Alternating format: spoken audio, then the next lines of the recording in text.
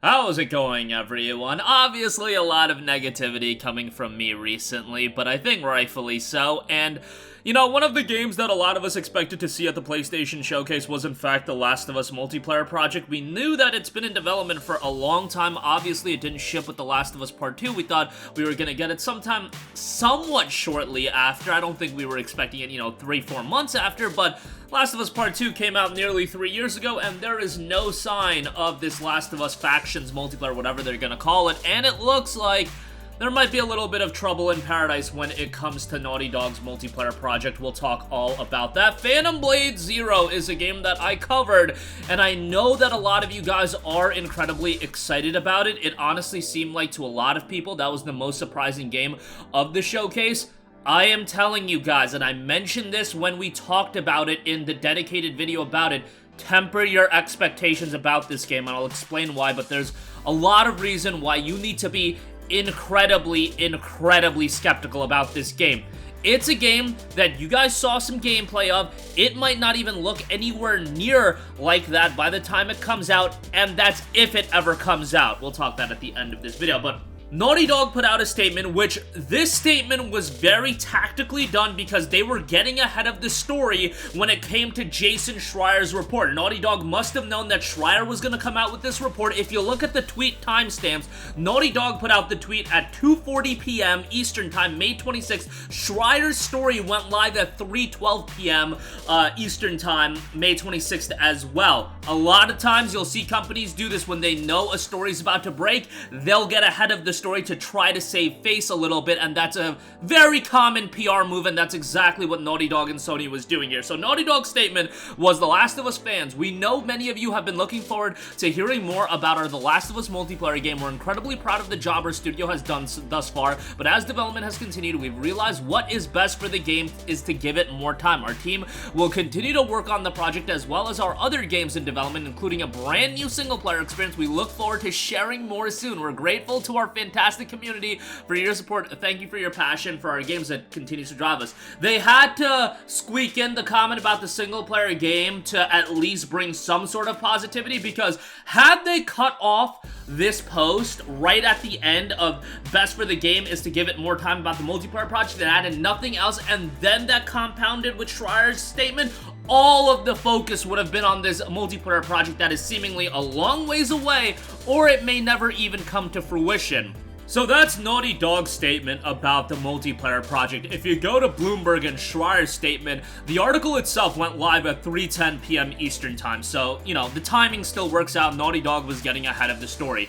So, Schreier's article notes this. Sony Group Corporation has slowed down development on an upcoming multiplayer game in its long-running The Last of Us video game series as the creator reassesses its quality and long-term viability, according to 4 people familiar with the project. The team working on the game was scaled back after a recent evaluation said the people who asked not to be named because they weren't authorized to speak publicly. A small group remains on the project while the company reevaluates its direction.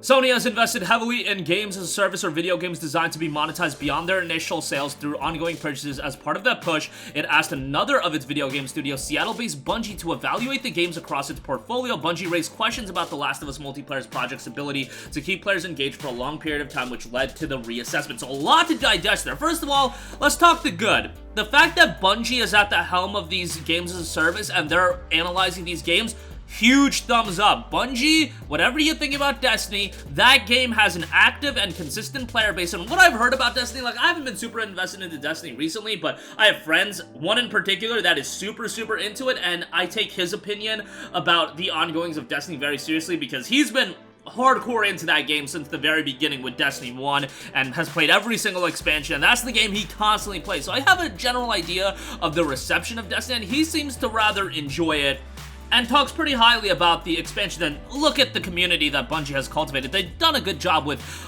Destiny, so to see them facilitate, helping out the other studios, I think that's very much a good thing. However, it seemed like Naughty Dog has been taken aback by really shifting their focus on what their bread and butter is into creating a live service game. You're taking a studio that is very well known for what they do. Yes, they did a good job with factions, and hell, you can go back to the Uncharted 2 and Uncharted 2 multiplayer, and Uncharted multiplayer in general I thought was pretty good, but games as a service and that classic Uncharted multiplayer and Last of Us multiplayer, two different ball games where Last of Us is multiplayer. The idea is to monetize that for a long period of time. We're talking 3, 4, 5 years bare minimum, maybe even longer than that, and I can see a lot of studios taken aback by this. This does at least inspire some hope in games like Concord and Fair Game, even though I think they completely butchered the revelations of those games using a CG trailer for a new IP with a studio nobody knows anything about, which is still nonsensical to me. But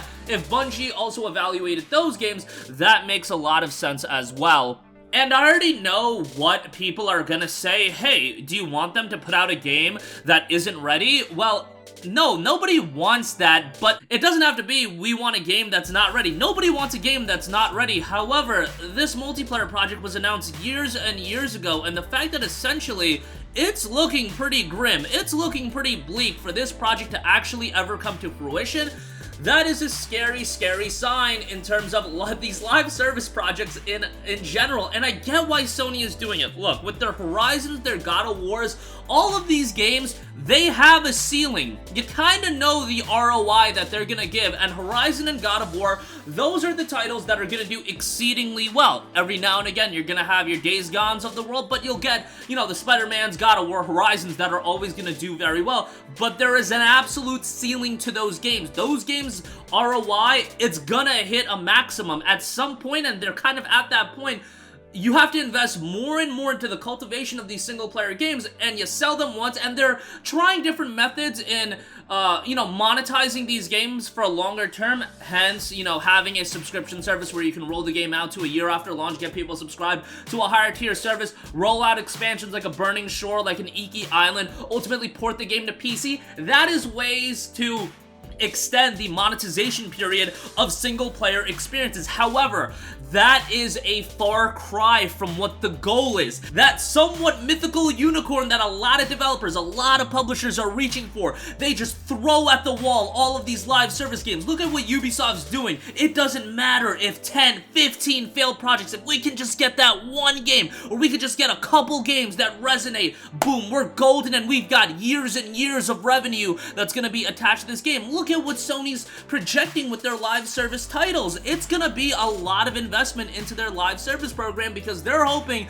that a Concord, that a Fair Game, that, let's say, if Last of Us Faction sees the light of day, they're hoping that one of these games really do gain traction, and ultimately they can use that and get a couple games like that that'll help them. But the difference with live service and single player games is these live service titles, the big ones, and the people that are into these games, you can't juggle all of them. There's gonna be 2, 3 games at max that you're gonna play at a time, and it's not like there are people that are playing Final Fantasy XIV, then they're playing, you know, Fortnite as well, and then they're playing League of Legends, and they're super invested into all 3 of them. Maybe there's some people out there, but that is a very, very minuscule amount of people, because guess what? Time is a finite thing in life. Nobody has that kind of time, or most people don't have that kind of time to invest so many hours into that many live service games, because they do require investment, especially if you're required to have consistent monetization. Fortnite popped off. There's a couple games here and there that pop off, but look at all of the games that have faltered.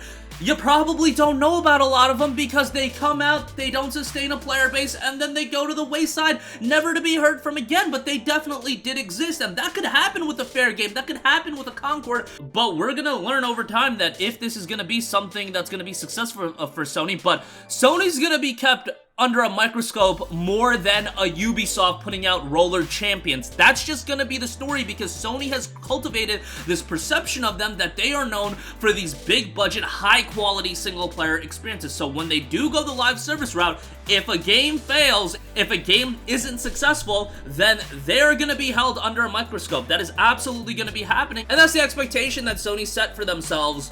And it's not a bad expectation whatsoever, it's just the reality of the situation that they are going to be held under a microscope more than, let's say, again, a Ubisoft with a game like Roller Champions or something like that. But that's just the story, that they're going to be held under a microscope more so than, let's say, a Ubisoft with Roller Champions. That's just going to be the reality of it. And I do think it's a good idea for Sony to invest more in multiplayer projects. I just don't know if these kinds of multiplayer projects going hardcore into the live service model is how to do it. Like, live service is a scary tag for a lot of consumers, and I don't think it necessarily has to be. Call of Duty is a live service game, and people buy Call of Duty every year. If you were to drop a new Killzone game with live service elements to it, but not full-on, you know, a live service game, I think people would be really excited. I think if you were to drop a new SOCOM game with live service elements, but not over-the-top live service elements, I think people would be excited.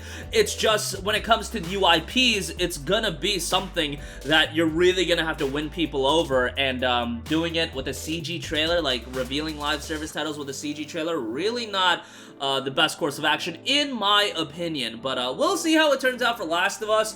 Let's just hope the single-player project turns out well, and I really do hope that this doesn't mean that 2024 is not going to have any first-party single-player PlayStation titles, because what's announced at this point? I highly doubt that a Wolverine is coming out next year. Rise of the Ronin isn't a first-party title, so, you know, it is a little bit concerning. Hopefully, they do get the slate of games, you know, kind of give us an idea of what to expect in 2024, because they did say 2 or more big first-party games every year, but Fair Game and Concord, they view as big first-party titles. If that's the main first-party games that we're gonna see in 2024, like, I foresee people being very upset. And even if it's Fair Game and Concord and one first-party title, like, that's a big step back from what Sony used to do. Sony used to at least give us 2 big first-party games every year from a single-player standpoint. 2022, we got Horizon and we got God of War. That is kind of the expectation that we have. So if we see a Concord and a Fair Game and only one big first-party single-player title,